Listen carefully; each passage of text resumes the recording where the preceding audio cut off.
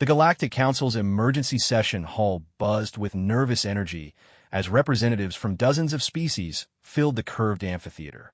Admiral Zektar of the Vorthak Empire stood at the central podium, his four arms gesticulating wildly as he addressed the assembly. His voice carried the typical arrogance that had made the Vorthak the most feared military force in the known galaxy. Esteemed delegates, Zektar's voice boomed through the translation devices. We gather today to discuss a most peculiar development. The species known as humans have requested membership in our council. A ripple of what could only be described as amusement passed through the assembly. The Krillian representative, Ambassador Ninthara, clicked her mandibles in what her species considered laughter. The slug-like gastropods wobbled with mirth, while the crystalline shard folk chimed in harmonious mockery. Humans, Zektar continued, pulling up a holographic display, are perhaps the most awkward species we have encountered in our 3,000 years of galactic civilization. The hologram showed various human activities, stumbling over flat surfaces, bumping into doors, spilling beverages, and generally displaying what appeared to be a complete lack of physical coordination. The assembled delegates found this endlessly amusing. Observe, Zektar said, manipulating the display, how they constantly collide with their own constructions. They build doors, then walk into them. They create stairs, then tumble down them. They invent vehicles, then crash them into stationary objects. Commander Velnoth of the Hegemony Defense Force leaned forward in his seat. His species, the Zinthari, prided themselves on their perfect motor control and tactical precision. Admiral Zektar, surely you jest. No species could have achieved space travel while being so fundamentally clumsy. And yet, Zektar replied, here we are. They somehow stumbled their way off their planet, and now seek to join our ranks. The question before us is simple. Do we grant membership to a species that can barely walk across a room without incident? Ambassador THYSS of the Ethereal Collective spoke next, her voice like wind chimes in a gentle breeze. Perhaps their clumsiness could be charming? They might serve as entertainment for our more sophisticated members. The suggestion was met with more laughter. The idea of humans as cosmic comedic relief seemed to delight the assembly. I propose we invite a human delegation, suggested Councillor Grex of the Trade Federation. Let them demonstrate their capabilities. If they can navigate our station without injuring themselves, perhaps we consider their application. Meanwhile, aboard the human diplomatic vessel New Horizon, Captain Sarah Chun received the Council's invitation with a mixture of frustration and determination. She had expected this reaction. The galaxy's first impressions of humanity had been unfortunate. The initial contact had occurred when a human exploration vessel had literally crashed into a Vorthak patrol ship, not due to engine failure or navigational error, but because the human pilot had been reaching for a coffee cup and accidentally hit the wrong control. The subsequent first contact had gone downhill from there, with the human ambassador tripping during the greeting ceremony and accidentally activating an emergency beacon that summoned half the Vorthak fleet. Captain, said Dr. Marcus Webb, the mission xenobiologist, perhaps we should address the elephant in the room. We do have a reputation for being physically challenged. Captain Chun sighed. Marcus, we both know that's not the whole story. Yes, humans can be clumsy in everyday situations. But there's something the galaxy hasn't seen yet. She walked to the viewport, looking out at the massive council station orbiting a purple gas giant. The structure was a marvel of engineering, stretching across hundreds of kilometers and housing millions of beings from across the galaxy. They see us trip over our own feet, Chun continued, but they've never seen us when it matters. They've never seen us under pressure. They've never seen us when the stakes are life and death. Lieutenant Commander James Rodriguez, the ship's tactical officer, nodded grimly. Captain, with respect, that might not be enough. The galactic military considers physical coordination fundamental to combat effectiveness. The Vorthak military doctrine is built around precise movement and perfect timing. Shin turned back to her crew. Then, we'll have to show them something they don't expect. Marcus, what's our intelligence on the species compositions of the Council?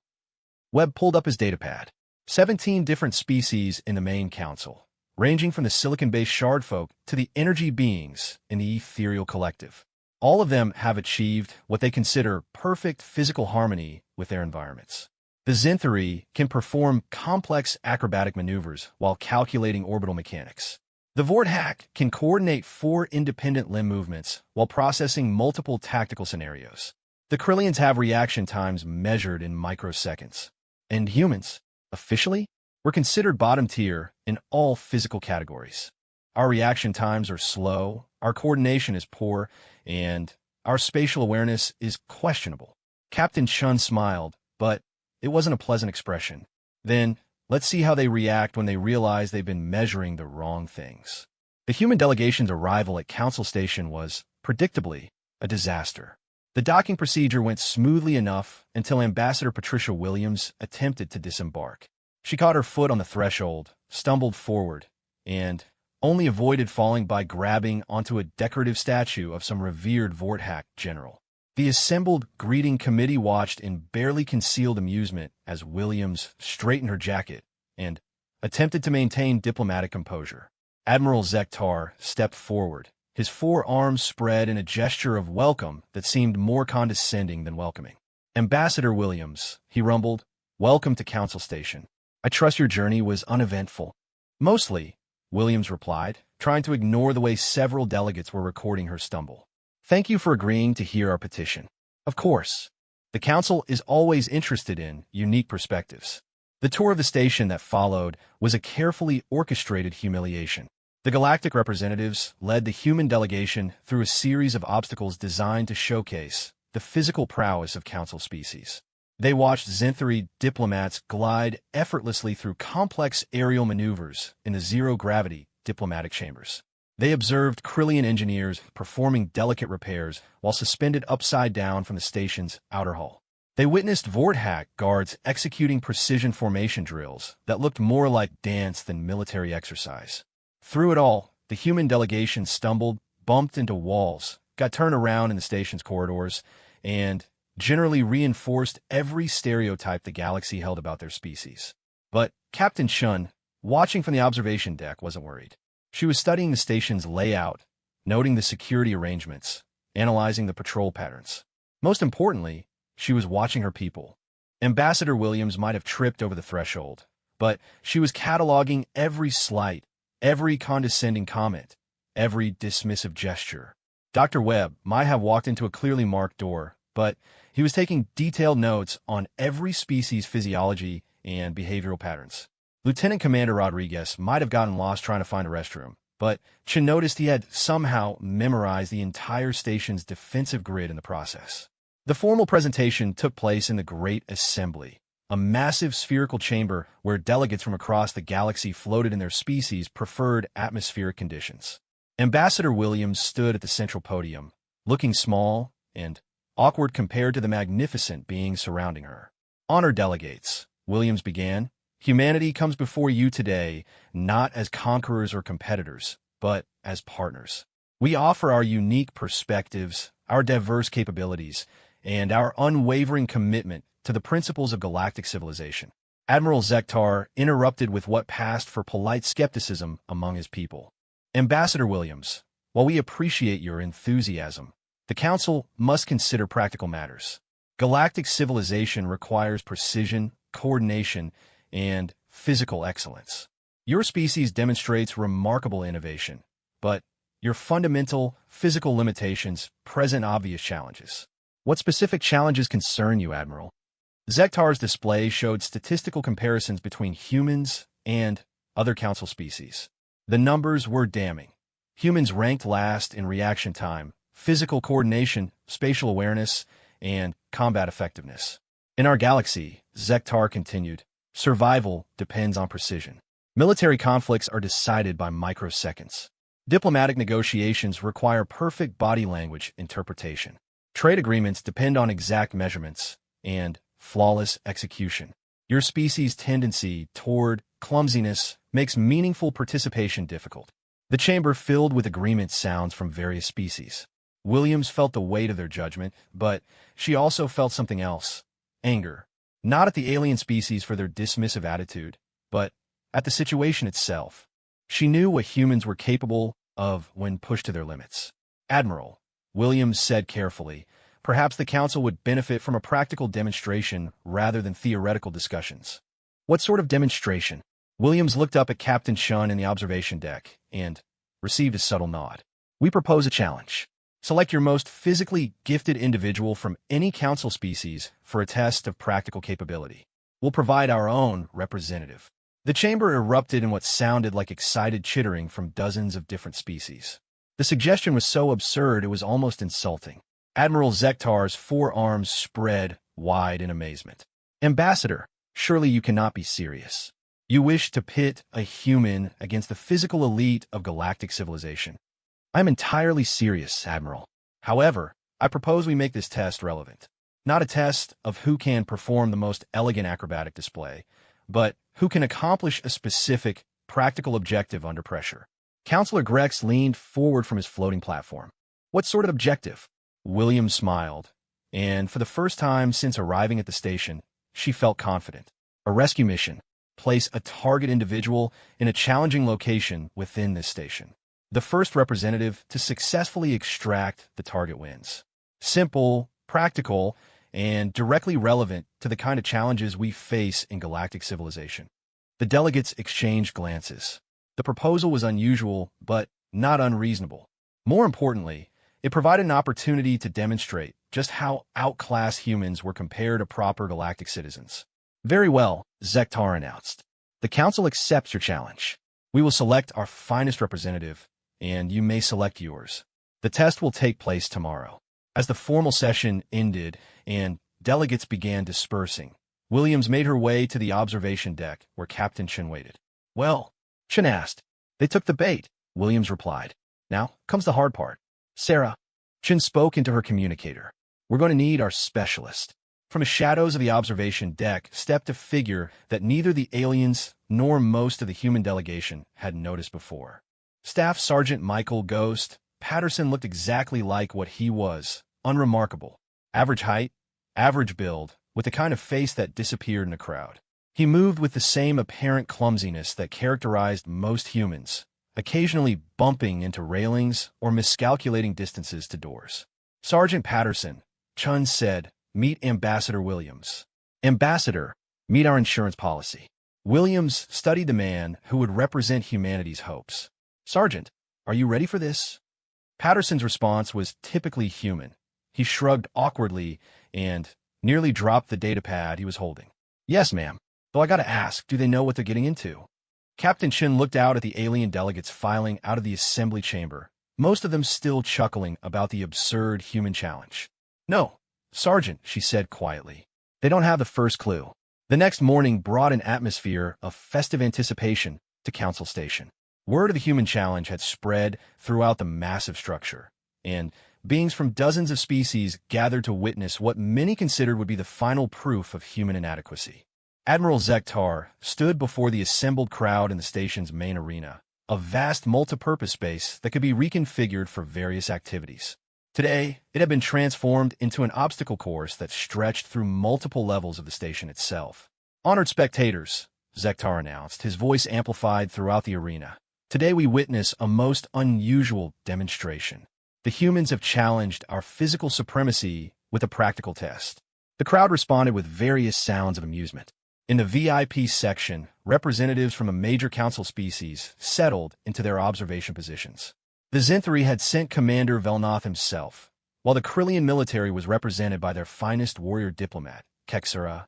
Even a normally aloof, ethereal collective had manifested several of their energy beings to observe. The challenge, Zektar continued, involves the rescue of a volunteer target from a secured location within the station. Our representative must navigate security systems, physical obstacles, and time pressure to complete the extraction. He gestured to a massive holographic display that showed the station's layout. A red dot pulsed in what appeared to be a highly secure section of the station, surrounded by multiple defensive layers. Our target volunteer is Dr. Thymao, a gastropod researcher who has agreed to be secured in Laboratory Complex 7. This section is protected by our standard security protocols, automated patrols, sensor grids, locked access points, and environmental barriers. The challenge was indeed formidable. Laboratory Complex 7 sat deep within the station's heavily shielded research section. Getting there required navigating through multiple checkpoints, bypassing sophisticated detection systems, and overcoming physical barriers designed to stop unauthorized intrusion. Representing the Council, Zektar announced with obvious pride, "We present Shadow Walker Nixtar of the Zinthri Special Operations Division." A collective intake of breath echoed through the arena as Nixtar stepped forward. Even by Zinthri standards, he was magnificent. His movements flowed like liquid mercury, each step perfectly calculated and absolutely silent. His species' natural ability to manipulate localized gravity fields meant he could run up walls, across ceilings, or hover motionless in midair. His 4 arms moved independently, each capable of performing complex tasks, while his enhanced neural processing allowed him to calculate thousands of movement possibilities per second. Nixtar demonstrated his capabilities with a brief exhibition that left the crowd awed. He moved through a series of obstacles so quickly he seemed to teleport between positions. Security barriers that would stop most beings were bypassed through impossible acrobatic maneuvers. Electronic locks were defeated through precise manipulation of their internal mechanisms while simultaneously monitoring for security responses. And, representing humanity, Ambassador Williams announced from the diplomatic section, Staff Sergeant Michael Patterson. The silence that followed was deafening. Patterson shuffled forward, managed to trip slightly on the perfectly flat arena floor, and had to steady himself against the support rail. Compared to the magnificent Zinthri warrior, he looked like exactly what the galaxy expected from humans. Awkward, clumsy, and completely out of his depth. Commander vel notlin toward Admiral Sektar. Admiral, surely this is some form of human humor? This individual appears barely capable of standing upright. Zektar's 4 arms spread in confusion. I confess, I expected them to at least send their finest military specimen. In the human observation area, Dr. Webb whispered urgently to Captain Chun. Sarah, are you sure about this? Patterson looks nervous. Chun studied her sergeant through binoculars. Patterson was indeed displaying all the signs of human nervousness, shifting weight from foot to foot, fidgeting with his equipment, and occasionally stumbling over nothing. But she noticed something the aliens missed.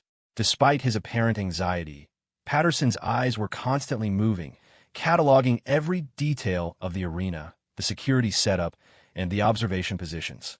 His nervous movements weren't random. He was testing the give in the flooring, the clearance around obstacles, and the sight lines for various positions. Ladies, gentlemen, and distinguished beings, Zektar announced, the challenge begins now. Both representatives have 30 minutes to reach Laboratory Complex 7 and extract Dr. Thymau. They may use any non-destructive methods they choose. The first to return to this arena with the target wins. A holographic countdown appeared, and both representatives moved toward the arena exits.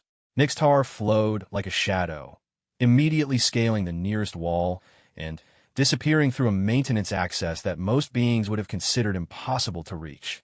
Patterson, meanwhile, walked toward the main exit corridor, bumped into the doorframe, apologized to the automated door system, and shuffled out of sight. The crowd erupted in laughter. Several beings began placing bets on how quickly the human would become hopelessly lost. The arena's holographic display split to show both representatives' progress through the station. Nixtar's advancement was poetry in motion. He ghosted through corridors, somehow avoiding every security sensor. When he encountered automated patrols, he simply flowed up walls or across ceilings, moving through spaces that existed in the gaps of their detection patterns. Patterson's approach was different. He walked through the main corridors like any authorized station personnel, occasionally stopping to ask maintenance workers for directions. When he encountered security checkpoints, he presented credentials that seemed to satisfy the automated systems. Most remarkably, he appeared to be taking the longest possible route to the target. What is the human doing? Commander Velnoth asked, genuinely puzzled. He's moving like a lost tourist. In the human section, Lieutenant Rodriguez was grinning. He's being invisible, he murmured to Captain Chun. Look how the aliens are reacting to him. Chun watched carefully. Patterson's route took him past dozens of alien personnel, and, in every case, their reaction was the same, brief amusement followed by dismissal. The awkward human stumbling through their corridors wasn't seen as a threat. He was barely seen at all. Meanwhile, Nixtar had reached the research section's outer perimeter. The security here was formidable. Overlapping sensor fields, automated defensive systems, and patrol units that moved in carefully coordinated patterns. The Zenthari warrior analyzed the situation with superhuman processing speed, identifying a route that would allow him to bypass most of the defenses. He began his infiltration, flowing between sensor sweeps with microsecond precision. Each movement was calculated to exploit the tiny gaps in the security grid. It was a masterpiece of physical and tactical excellence. But something was wrong. As Nixtar progressed deeper into the research section, the security responses became more sophisticated. Patrol patterns shifted unexpectedly. Sensor grids recalibrated without warning.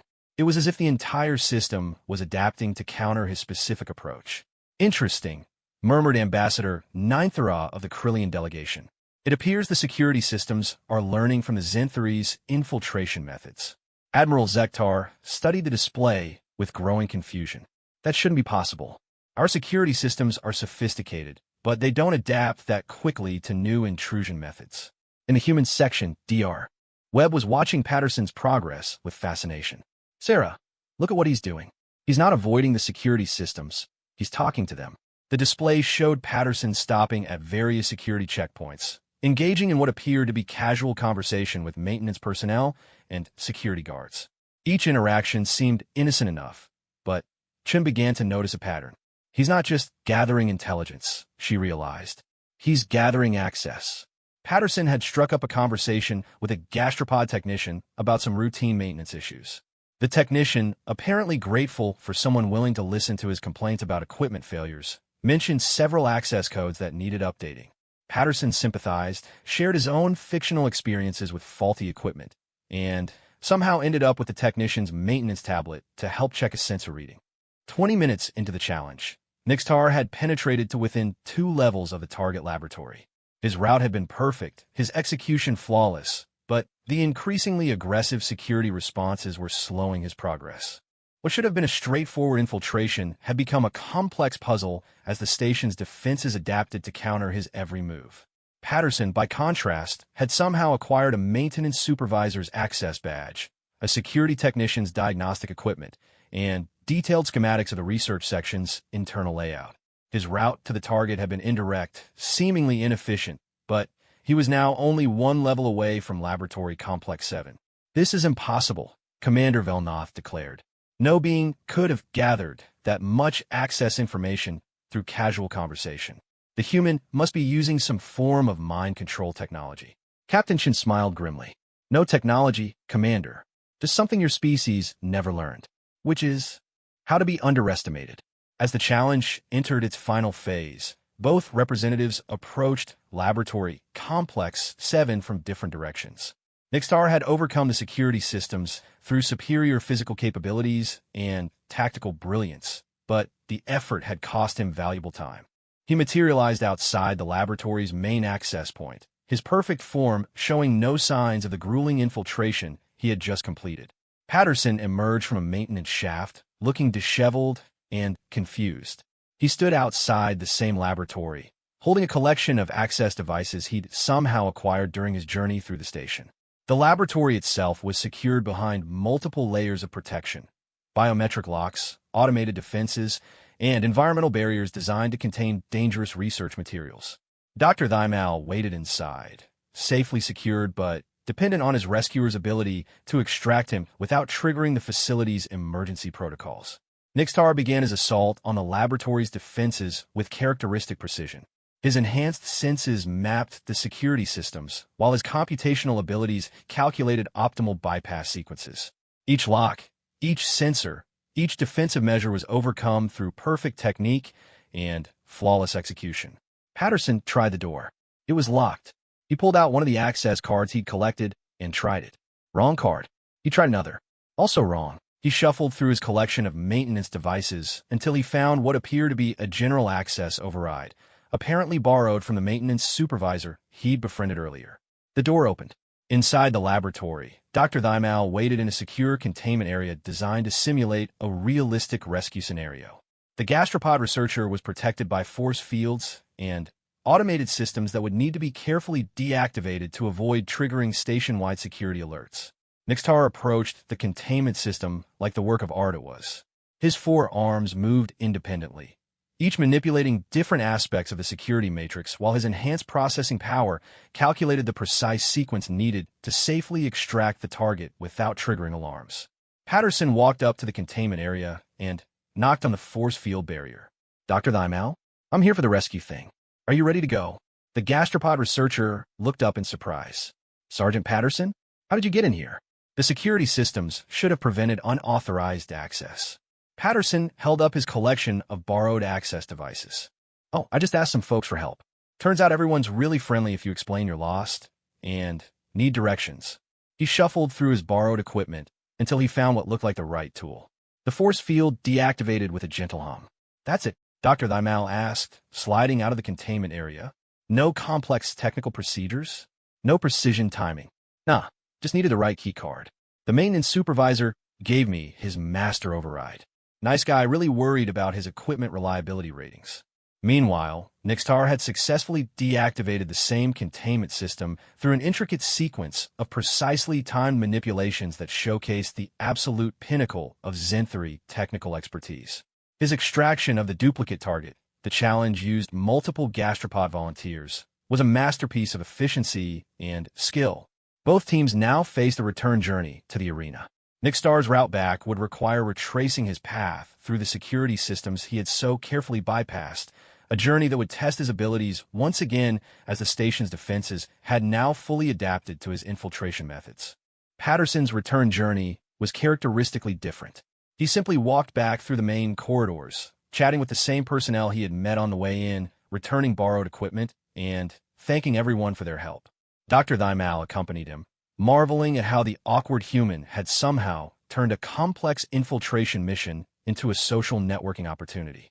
"Sergeant," Dr. Thimal asked as they walked through the station's corridors, "did you realize you were essentially conducting an intelligence-gathering operation through social engineering?"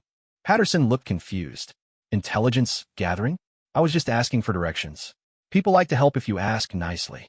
But the access codes, the security information, the detailed knowledge of the station's layout. Oh, that stuff. Yeah, folks are really helpful. Did you know the gastropod maintenance crew has been having trouble with the atmospheric recyclers on level 7? And the Zenthry security team has been dealing with sensor calibration issues all week? Really nice beings, just needed someone to listen." As they approached the arena, the implications of what had just occurred began to dawn on both the participants and the observers. Patterson hadn't defeated the station's security systems through superior physical capabilities or advanced technology.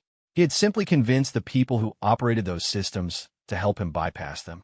The arena erupted as both teams returned simultaneously. Nixtar arrived through a maintenance access high in the arena's ceiling, descending with impossible grace while carrying his target. Patterson shuffled in through the main entrance, still chatting with Dr. Thimal about the interesting people they had met along the way. Admiral Zektar studied the mission timers in disbelief. Both teams had completed the extraction successfully, but the methods couldn't have been more different.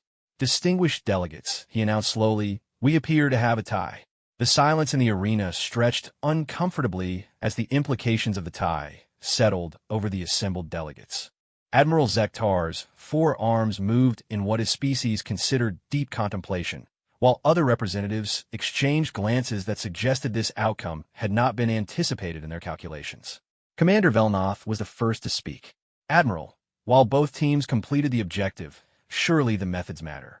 Shadowwalker Nixtar demonstrated superior physical capabilities, tactical awareness, and technical expertise. The human's approach was..." He paused, searching for diplomatic phrasing. "Unconventional."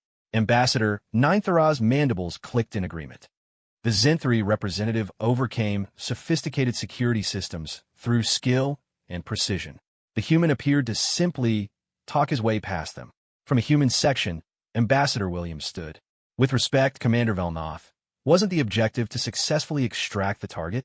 Both representatives accomplished this goal. "Yes," Admiral Zektar replied. "But the Council must consider not merely success, but the manner of success. Galactic civilization requires beings who can function independently, without relying on the goodwill of others." Staff Sergeant Patterson, still standing awkwardly in the center of the arena, raised his hand like a student asking for permission to speak. Excuse me, sir." All attention turned to the unremarkable human soldier. "Yes, Sergeant," Zektar replied with barely concealed condescension. "I don't mean to be disrespectful, but isn't working with other people kind of the point of civilization? I mean, that's why you have this council thing, right? Because different species are good at different things." The simplicity of the observation somehow made it more profound. Several delegates shifted uncomfortably as they processed the implications. Furthermore, Patterson continued, warming to his theme despite his obvious nervousness. "If we're talking about real-world scenarios, wouldn't you want someone who could gather intelligence, build local contacts, and complete objectives without triggering security responses? I mean, Nixtar did amazing work, but the station's defense systems are probably analyzing his techniques right now. Next time, they'll be ready for him." Nixtar himself stepped forward, his perfect posture somehow managing to convey both respect and superiority. The human makes an interesting point, but he fails to understand the nature of true capability. What happens when there are no helpful maintenance workers? What happens when social engineering fails? Physical excellence and tactical supremacy are reliable. Charm is not. "That's a fair point," Patterson replied, nodding seriously. "But what happens when the enemy expects physical excellence and tactical supremacy? What happens when they've prepared for the best possible opponent?" The question hung in the air, and Captain Chun realized this was the moment she had been waiting for. She activated her communicator and spoke quietly to Lieutenant Rodriguez. Minutes later, Rodriguez appeared in the arena carrying a piece of equipment that made several alien species recoil instinctively. It was clearly a weapon, though its design was unlike anything in the galactic arsenals. Where alien weapons were typically elegant devices that channeled energy or manipulated matter through sophisticated technology, this looked primitive, mechanical, and somehow threatening in its simplicity. "What is that device?" Admiral Sektar demanded. "A tool," Captain Chin replied from the observation deck. "Sergeant Patterson, would you mind demonstrating why humanity might have something unique to offer galactic civilization?" Patterson accepted the weapon from Rodriguez with the same awkward familiarity he showed with everything else. To the alien observers, it looked like he might drop it at any moment. "This is a human sniper rifle," Patterson explained to the assembled delegates. "Specifically, a Barrett M82.50 caliber anti-material rifle. It's designed to engage targets at extreme range with precision." The weapon specifications meant nothing to most of the alien species present. Their combat doctrines relied on energy weapons, guided projectiles, or exotic matter manipulation. The concept of hurling a simple metal projectile across vast distances seemed primitive. "Sergeant," Admiral Zektar said with obvious skepticism, "our tactical analyses suggest that kinetic projectile weapons are inefficient compared to energy-based systems. The physics of ballistic trajectories introduce too many variables for reliable accuracy." "Yes, sir, you're absolutely right," Patterson agreed. "There's gravity, wind, air pressure, temperature, humidity, the Coriolis effect from planetary rotation, barrel harmonics, ammunition variations, and about a dozen other factors that can affect the shot. Then, how can such a weapon be effective?" Patterson's response was so quiet that the arena's audio systems had to amplify it for everyone to hear. "Practice." He moved to a position in the arena where he could see the observation deck clearly. The weapon, which had seemed unwieldy in his hands, suddenly seemed to belong there. His awkward shuffling transformed into the precise movements of someone who had performed the same actions thousands of times. "The thing about humans," Patterson said as he adjusted the rifle's position, "is that we're really good at doing things that should be impossible. We know we're not the strongest, or the fastest, or the smartest. But we're persistent." To demonstrate his point, Patterson indicated a small target that had been set up at the far end of the arena, nearly 800 meters away. For most species, accurately engaging such a distant target would require sophisticated targeting computers and guided projectiles. In human military doctrine, Patterson continued, settling into a firing position that looked completely natural despite his apparent clumsiness. A sniper isn't just someone who can shoot accurately. A sniper is someone who can remain undetected in hostile territory for days or weeks, gather intelligence on enemy positions, and, when the moment is right, eliminate a target with a single shot. The assembled delegates watched with growing interest as Patterson made minute adjustments to his rifle. His movements were economical, precise, and completely at odds with his earlier awkward behavior. The galaxy's military forces are impressive, Patterson said. The Zinthari can coordinate complex maneuvers with perfect timing. The Vorthak can process multiple tactical scenarios simultaneously. The Krillians have reaction times measured in microseconds. He paused in his preparation to look directly at the alien observers. But sometimes, the most important skill is the ability to wait. The transformation in Patterson was remarkable.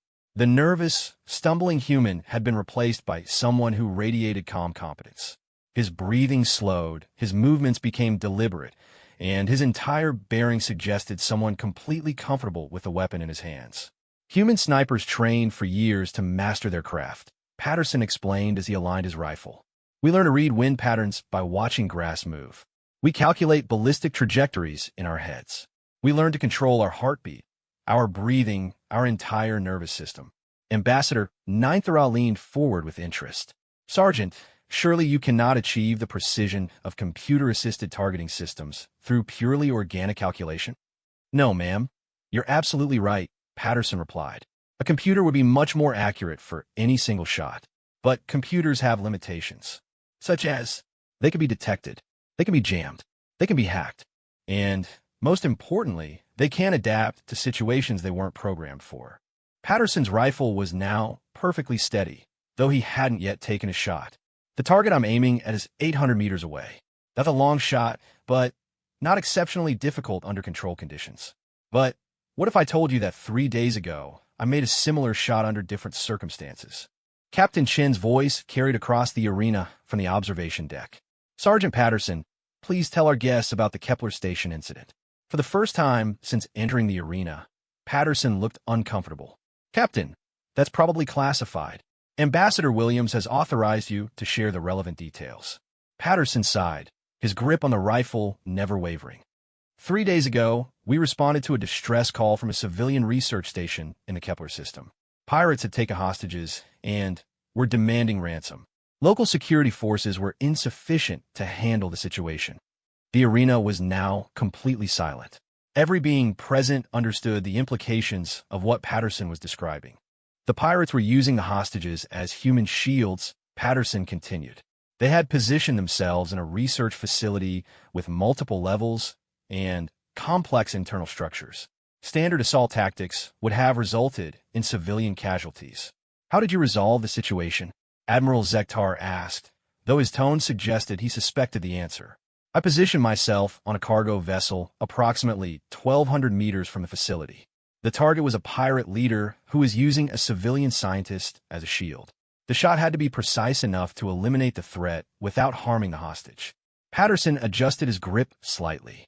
1,200 meters, moving target, multiple environmental factors, and a margin of error measured in centimeters. And you made the shot? Commander Velnoth asked. Yes, sir. The simplicity of the response somehow made it more impressive. Patterson had described one of the most challenging military scenarios imaginable with the same casual tone he might use to discuss the weather. But here's the thing, Patterson continued. That shot wasn't just about marksmanship.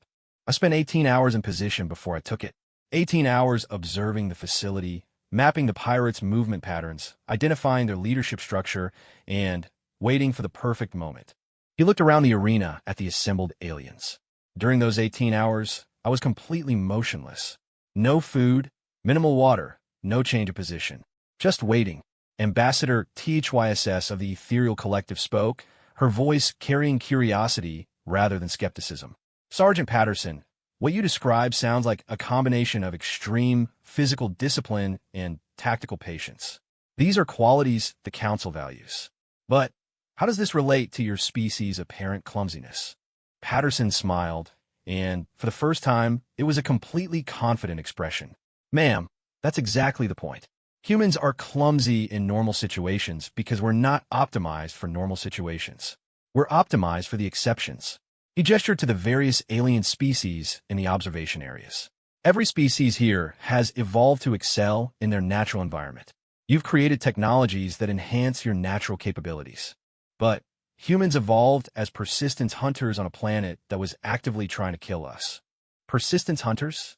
Admiral Zektar asked. Yes, sir. We're not fast enough to catch most prey in a sprint, and we're not strong enough to overpower larger predators. But we can keep going longer than almost anything else. We could track prey for days, weeks if necessary.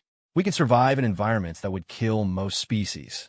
And when the moment comes when everything depends on a single action being performed perfectly, we don't fail. Patterson's rifle was still aimed at the target, but he hadn't fired. The tension in the arena was palpable as beings from across the galaxy realized they were witnessing something unprecedented. The clumsiness you observe, Patterson continued, is what happens when a human isn't focused on survival. We stumble over flat surfaces because we're usually scanning for predators. We bump into doors because we're analyzing the environment for threats or opportunities. We spill drinks because our hands are optimized for tool use under stress, not casual manipulation. You're suggesting, Commander Velnoth said slowly, that human clumsiness is actually a side effect of being optimized for high-stress situations? Yes, sir. Exactly. Patterson finally took a shot. The sound was unlike anything the aliens had heard before. Energy weapons discharged with elegant humming or crackling sounds. Kinetic weapons typically produced sharp reports.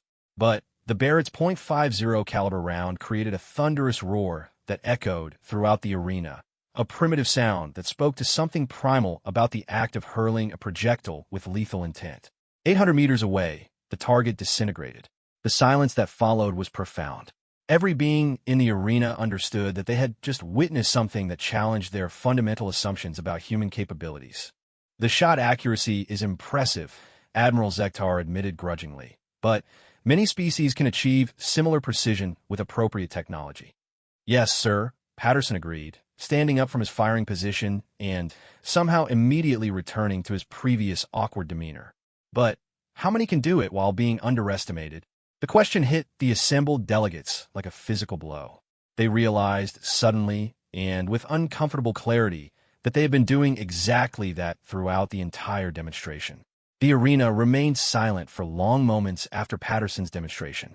The implications of what they had witnessed rippled through the assembled delegates like waves through still water. Admiral Zektar's four arms moved in complex patterns that his species used when processing unexpected information, while other representatives engaged in their own forms of deep contemplation. Ambassador Williams seized the moment. Honor delegates, what you've just witnessed isn't an anomaly. It's humanity at its core. We are a species that specializes in being underestimated. She stood and walked to the arena floor, her earlier stumbling replaced by confident strides. The transformation was subtle, but unmistakable, and several alien observers began to wonder if her previous clumsiness had been as genuine as they had assumed. For the past 2 days, Williams continued, you've watched humans trip, stumble, and generally appear incompetent in normal social situations. But those same clumsy humans have been observing, learning, and preparing. Dr. Webb, would you please share your observations? Dr. Marcus Webb appeared from the human delegation section, and, like Williams, his movement seemed more assured than before. Certainly, Ambassador.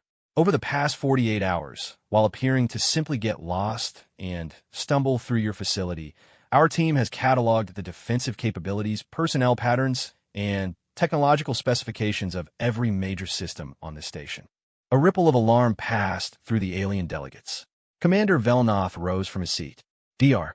Webb, are you suggesting that humans have been conducting espionage operations under the guise of diplomatic clumsiness? Not espionage, Commander, Webb replied calmly. Observation. We're naturally curious about our environment.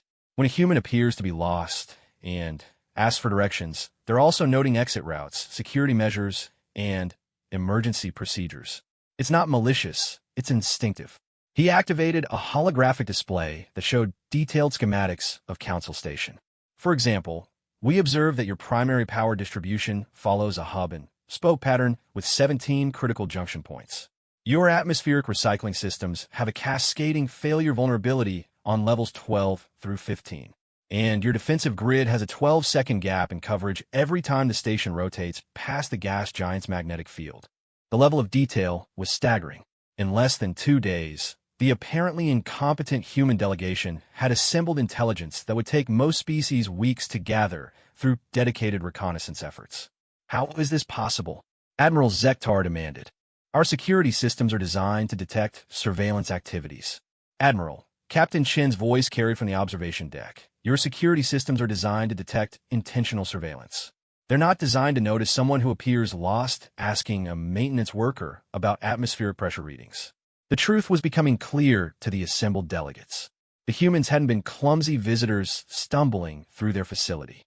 They had been operating exactly as their species had evolved to operate, as persistence hunters gathering information about their environment through patient observation and social interaction.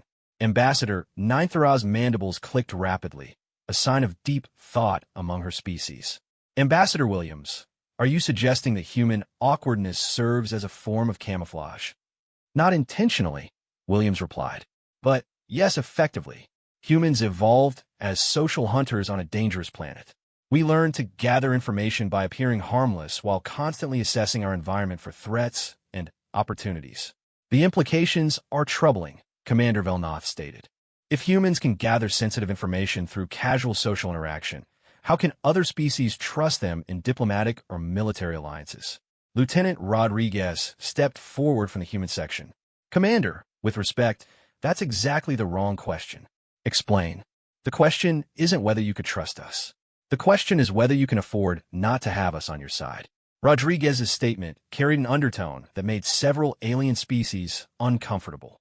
The humans weren't just asking for membership in the council. They were pointing out that their capabilities made them potentially valuable allies or dangerous adversaries. Consider the demonstration you just witnessed, Rodriguez continued. Sergeant Patterson didn't just make an impressive shot. He did it while everyone in this room was watching him, analyzing his capabilities, and expecting him to fail. In a real combat situation, that level of misdirection could be decisive. Patterson, who had returned to his awkward shuffling, added quietly, "Plus, the shot I just took? That wasn't even close to maximum range for this weapon. Under ideal conditions, with proper preparation, a human sniper can engage targets at distances exceeding 2 kilometers. The number seemed impossible to most of the alien species present. Their combat doctrines relied on close-range energy weapons or guided projectiles. The idea of accurately engaging targets at such extreme distances using purely ballistic calculations seemed beyond the realm of possibility. 2 kilometers? Admiral Zektar asked skeptically. Yes, sir, Patterson replied. The record shot by a human sniper was actually 3.54 kilometers. Canadian sniper, confirmed kill against a hostile target in combat conditions. That's over 2 miles in the old Earth measurement system, Dr. Webb added helpfully. The projectile was in flight for over 10 seconds, during which the sniper had to account for planetary rotation, wind conditions, atmospheric density, and target movement. The arena erupted in excited chittering and discussion as delegates tried to process this information. The concept of maintaining accuracy over such distances seemed to violate several species' understanding of practical ballistics. But even more important than the shot itself, Captain Shun interjected from the observation deck, is the strategic patience required. Human snipers regularly remain in concealed positions for days or weeks, gathering intelligence and waiting for the optimal engagement opportunity. That level of patience requires extraordinary mental discipline, observed Ambassador THYSS of the Ethereal Collective. It does, Chen agreed. But it's not unusual for humans. We're persistence hunters. Patience is our primary evolutionary advantage. Admiral Zektar was beginning to understand the broader implications. Captain Shun, are you suggesting that human clumsiness is actually a manifestation of this hunting instinct? Partially, yes. Humans in non-threatening social situations appear clumsy because we're constantly processing environmental information that isn't immediately relevant. But when we focus on a specific objective, that same information-gathering ability becomes an enormous tactical advantage. To demonstrate the point, Williams gestured to Patterson. Sergeant, without turning around, please describe the defensive arrangements in the observation areas behind you. Patterson, still holding his rifle in a casual manner, replied immediately. Zenthri's security team positioned at coordinates roughly 30 degrees left of center, elevated position, energy weapons charged but not targeted. Vorthack guard detail at 60 degrees right, heavier weapons, actively scanning for threats. Krillian defensive positions integrated into the structural supports, excellent concealment, probably additional personnel I haven't identified. Emergency exits at 12, 3, 6, and 9 o'clock positions, with the 9 o'clock route compromised by some kind of atmospheric lock system. He paused thoughtfully. Also, there's a maintenance access behind the gastropod delegation that probably leads to the station's primary data systems, and I'm pretty sure the ethereal collective representatives have some kind of defensive energy field running that would interfere with most weapon systems. The accuracy and detail of his observations, delivered without any apparent effort, left the alien delegates speechless. Patterson had been standing in the center of the arena, apparently focused on his rifle demonstration, while simultaneously cataloging every security measure in the surrounding area. "This is impossible," Commander Velnoth stated flatly. "No being can process that much tactical information while focused on an unrelated task." "Commander," Dr. Webb replied gently, "you're thinking about this wrong. For humans, gathering tactical information isn't an unrelated task. It's background processing that runs constantly. We can't turn it off." "Which brings us to the real question," Ambassador Williams said, addressing the entire assembly. "Honored delegates, you've seen what happens when humans operate in controlled social situations. You've seen what happens when we focus on specific objectives. The question before the Council is simple. Do you want this capability working with you or against you?" The threat was subtle, but unmistakable. Williams wasn't just requesting admission to the Council. She was pointing out that humans were already operating in galactic space, and their natural abilities made them potentially disruptive to established power structures. Admiral Zektar's 4 arms moved in the complex gesture his species used when confronting uncomfortable truths. "Ambassador Williams, are you threatening the Council?" "Admiral, I'm offering partnership. Humans want to contribute to galactic civilization. We have unique capabilities that could benefit all Council species. But those capabilities exist whether we're members of the Council or not." The implication was clear. Humans weren't going away. Their expanding presence in galactic space was inevitable. The Council could either incorporate them as partners or deal with them as an unknown quantity operating outside established diplomatic frameworks. "What specific contributions could humans make to Council operations?" asked Counselor Rex of the Trade Federation. Captain Chen answered, "Intelligence gathering, long-range reconnaissance, persistent operations in hostile environments, and strategic patience in complex negotiations. Human persistence hunters can gather information and wait for opportunities that other species might miss." Additionally, Dr. Webb added, "Humans excel at improvisation. Our evolutionary background as tool-using persistence hunters means we're exceptionally good at solving unexpected problems with limited resources."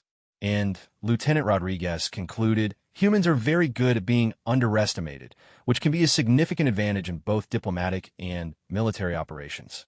Patterson raised his hand again, still looking awkward despite the devastating competence he had just demonstrated. Excuse me, sir. There's one more thing." Admiral Zektar, who was beginning to view human awkwardness with deep suspicion, responded cautiously. "Yes, Sergeant." "Well, sir, I was wondering about the Council's position on Earth's membership application. Because, there's something you should probably know about human space operations." "Which is?" Patterson looked uncomfortable, shuffling his feet and generally appearing as harmless as possible. "Well, sir, the thing is, I'm not actually military." The statement dropped into the arena like a bomb. Every alien delegate turned to stare at the human who had just demonstrated capabilities that exceeded their most elite military specialists. "Sergeant Patterson," Admiral Zektar said slowly, "you wear military insignia, you carry military weapons, and you demonstrate military capabilities." "Yes, sir, that's all true. But I'm not regular military. I'm what humans call National Guard." The distinction meant nothing to most of the alien species, so Dr. Webb provided clarification. "On Earth, the National Guard consists of part-time citizen soldiers. They typically have civilian careers and serve in military roles only occasionally." "What is your civilian occupation, Sergeant?" Commander Velnoth asked with growing alarm. Patterson's response was delivered with the same casual tone he had used throughout the demonstration. "High school mathematics teacher, sir." The arena erupted in chaos as delegates from across the galaxy tried to process this information. The human who had just demonstrated tactical capabilities that exceeded their finest military specialists spent most of his time teaching algebra to children. "You're telling us," Admiral Zektar said when the noise subsided, that humans can produce soldiers of this caliber from their civilian population? Oh no, sir, Patterson replied quickly. I'm not that good. The really elite human snipers are full-time military specialists. I just do this on weekends. The revelation that Patterson was essentially a civilian volunteer sent shockwaves through the assembled delegates. Species that measured military capability in terms of full-time professional warriors, advanced technology, and specialized training suddenly faced the uncomfortable reality that humans could produce soldiers of exceptional capability from their general population. Admiral Zektar's forearms moved frantically as he attempted to process this information. Ambassador Williams, please clarify. Are you suggesting that humans maintain military capabilities among their civilian population? Not exactly, Admiral, Williams replied. But human society has always been built around the idea that ordinary citizens should be capable of extraordinary things when necessary. Our teachers, farmers, engineers, and shopkeepers train for military service because our history has taught us that survival sometimes depends on every individual being ready to defend their community. Dr. Webb stepped forward with additional context. Admiral, human civilization has survived numerous existential threats over our planet's history. Ice ages, volcanic catastrophes, resource depletion, warfare, disease, and natural disasters. We learned early that specialization is valuable, but over-specialization can be fatal. What Dr. Webb means, Lieutenant Rodriguez added, is that humans are trained to be functional across multiple domains. A human teacher like Sergeant Patterson doesn't just know mathematics. He knows basic engineering, wilderness survival, first aid, and marksmanship because those skills might be necessary someday. The implications were staggering. Most galactic species had developed specialized castes or classes for different functions. The Vorthak had separate populations for military, technical, and administrative roles. The Zinthri divided their society into distinct functional groups. The idea of individuals maintaining competency across such diverse areas seemed inefficient at best and impossible at worst. Commander Velnoth spoke for many of the delegates when he said, "This approach seems extraordinarily wasteful. Why would a civilization devote resources to training teachers in military skills?" Because, Captain Chun replied from the observation deck, teachers sometimes need to protect their students. The simple statement carried profound implications. Human society was organized around the principle that any individual might be called upon to defend others, regardless of their primary occupation or specialized training. Patterson, meanwhile, was demonstrating this principle in real time. While continuing to handle his rifle with expert familiarity, he was also engaging several alien delegates in casual conversation about educational methodology, atmospheric engineering, and station maintenance protocols. To the observers, it was becoming clear that humans didn't simply switch between competencies. They operated across multiple domains simultaneously. Sergeant Patterson, Ambassador Nithra called out, "You mentioned that you teach mathematics. What level of mathematics do you teach?" "High school algebra and geometry, ma'am," Patterson replied while performing a detailed field strip of his rifle. "Some trigonometry and basic calculus for advanced students. And this mathematical training contributes to your marksmanship capabilities?" "Yes, ma'am. Ballistic calculations are basically applied mathematics. Trajectory analysis, environmental factor compensation, target leading for moving objects. It's all just math." What Patterson was describing so casually represented the integration of theoretical knowledge with practical application at a level that most species achieved only through decades of specialized training. He was essentially suggesting that human education naturally produced individuals capable of performing complex military calculations. But there's more to it than just math, Patterson continued. You need to understand physics, weather, material science, anatomy, psychology, and tactical planning. Plus, you need the physical skills for fieldcraft, concealment, infiltration, and escape. And then there's the mental aspects, stress management, patience, decision-making under pressure. All of which you learned as a part-time soldier? Admiral Zektar asked. Well, some of it. Plus college, plus life experience, plus talking to people who know things I don't know. The last comment highlighted another uniquely human characteristic that the aliens were beginning to recognize. Patterson's extensive knowledge base wasn't just the result of formal training. It was the product of a lifetime of curiosity, social interaction, and information gathering. Ambassador THYSS of the Ethereal Collective posed a question that many delegates were considering. Sergeant Patterson, what percentage of Earth's population possesses capabilities similar to yours? Patterson scratched his head thoughtfully, a gesture that made him appear completely harmless despite the lethal weapon in his hands. Well, ma'am, that's hard to say. Most humans have some kind of specialized training beyond their regular jobs. My neighbor's a plumber, but he's also a volunteer firefighter, and he teaches wilderness survival classes. My sister's an accountant, but she's trained in emergency medicine, and she coaches competitive shooting. What about military training specifically?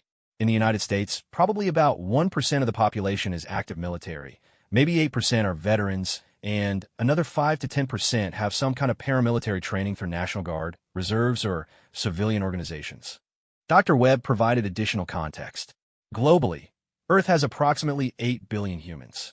Even if only 10% have significant paramilitary training, that represents a reserve military capacity of 800 million individuals. The number was incomprehensible to most galactic species. Even a militaristic Vorthak empire, with its tradition of warrior culture, couldn't field more than 50 million professional soldiers across their entire multi-system domain. But raw numbers don't tell the whole story, Captain Chen added. Human military doctrine emphasizes adaptation, improvisation, and independent operation. Our soldiers are trained to function effectively even when cut off from command and control, operating with minimal resources, and facing unexpected situations. Which brings us back to the original question, Ambassador Williams said, addressing the full assembly. Honored delegates, you now have a clearer picture of human capabilities. We're asking for partnership, not charity. We're offering to contribute our unique strengths to galactic civilization. Admiral Zektar was clearly struggling with the implications of everything he had witnessed. Ambassador Williams, the Council must consider not just human capabilities, but human intentions. A species with such widespread military potential could represent a significant threat to established galactic order. Admiral, Williams replied calmly, humans have been aware of galactic civilization for several months. If we intended conquest, would we really be here asking for admission to the Council? The logic was sound, but several delegates remained uncomfortable with the broader implications. Commander Velnoth voiced their concerns. Ambassador, human capabilities appear to be optimized for asymmetric warfare and intelligence operations. These are traditionally the tools of insurgents and raiders, not peaceful civilizations. Lieutenant Rodriguez answered this objection. Commander, you're absolutely right. Human capabilities are optimized for asymmetric operations. But consider why. He gestured to Patterson, who was now engaging a gastropod engineer in an animated discussion about atmospheric recycling, while simultaneously monitoring the security positions throughout the arena. Humans evolved as persistent hunters on a planet filled with larger, stronger, faster predators. We couldn't outrun them, we couldn't overpower them, and we couldn't outfight them. So we learned to outlast them, outthink them, and outmaneuver them. These same capabilities that made us effective against megafauna also made us effective against human enemies, Dr. Webb added. Throughout our history, human conflicts have typically involved smaller forces using intelligence, patience, and superior positioning to defeat larger, more powerful opponents. But the crucial point, Williams emphasized, is that these capabilities developed in service of survival, not conquest. Humans use asymmetric tactics because we assume we're facing superior opposition. We're not natural aggressors, we're natural survivors. Patterson looked up from his conversation with a gastropod engineer. Plus, ma'am, most humans prefer talking to fighting. War is expensive, dangerous, and interferes with more interesting activities, such as, Admiral Zektar asked, well, sir, teaching kids, building things, exploring new places, learning about other species, making music, telling stories. You know, civilization stuff. The casual way Patterson dismissed warfare in favor of cultural activities was somehow more convincing than any formal diplomatic assurance. Here was a human capable of lethal precision at extreme range, and his primary interests were education and social interaction. Counselor Grex of the Trade Federation spoke up. Ambassador Williams, assuming the Council were to approve human membership, what specific roles would humanity seek to fill? Trade security, Williams replied immediately. Human merchant vessels and cargo ships are already operating in galactic space. We'd like to expand those operations under Council auspices. Exploration and First Contact, Captain Shun added from the observation deck. Human persistence and adaptability make us well-suited for long-range exploration missions and initial contact with previously unknown species. Intelligence and reconnaissance, Lieutenant Rodriguez said. Our natural information gathering capabilities could be valuable for Council security operations. Conflict resolution, Dr. Webb contributed. Human experience with asymmetric conflicts might be useful for mediating disputes between species with significantly different capabilities. And education, Patterson said, still appearing awkward despite the lethal competence he had demonstrated. Humans are really good at figuring out how to teach complicated things to different kinds of students. The list of proposed contributions was comprehensive and practical. Rather than seeking prestigious leadership roles or resource allocation, humans were offering to fill support functions that required their unique combination of patience, adaptability, and social skills.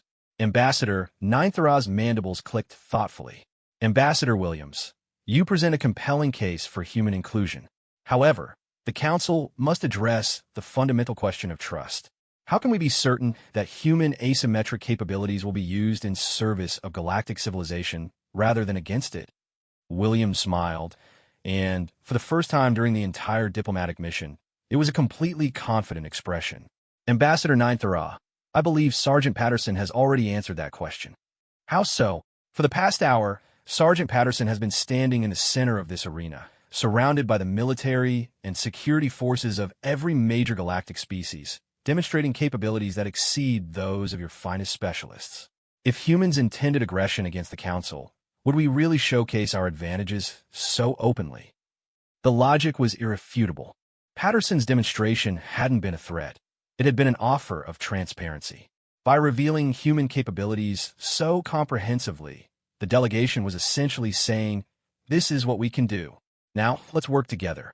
Furthermore, Williams continued, Sergeant Patterson could have eliminated any target in this arena before anyone could have reacted.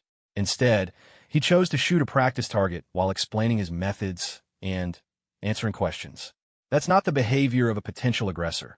That's the behavior of someone seeking partnership. Admiral Zektar looked around the arena at his fellow delegates, reading their expressions and body language with the skill of someone who had spent decades in galactic politics. What he saw was a mixture of concern, interest, and grudging respect.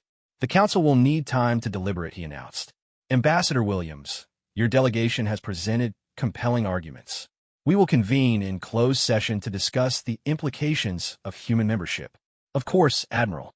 However, I do have one final point to consider. Yes. Williams gestured to Patterson, who was now helping the gastropod engineer troubleshoot some atmospheric recycling calculations while Dr. Webb discussed xenobiological research methodologies with several alien scientists, and Captain Shin coordinated with station security to ensure the rifle demonstration had caused no damage. Look around this arena, Admiral. Human clumsiness has resulted in our people establishing working relationships with your personnel across multiple disciplines. Sergeant Patterson isn't just a sniper. He's now consulting on your atmospheric systems. Dr. Webb isn't just gathering intelligence. He's sharing research data. This is what humans do. We find ways to be useful. The observation was accurate. Throughout their stay on Council Station, the apparently bumbling human delegation had somehow become integrated into various station operations, offering assistance, sharing knowledge, and building relationships. The choice before the Council, Williams concluded, isn't whether humans will be involved in galactic civilization. We're already here, we're already contributing, and we're already building relationships. The choice is whether that involvement happens within the Council structure or outside it. As the delegates filed out for their deliberations, Patterson remained in the arena, still chatting with a gastropod engineer about mathematical applications in atmospheric management. To any casual observer, he looked like exactly what he was, a friendly teacher who enjoyed helping others solve problems. But Admiral Zektar, watching from the exit, couldn't forget that this same unremarkable human had just demonstrated the ability to eliminate targets at distances that most species considered impossible, using calculations performed entirely in his head, while maintaining perfect awareness of his tactical surroundings. The galaxy would never look at humans the same way again.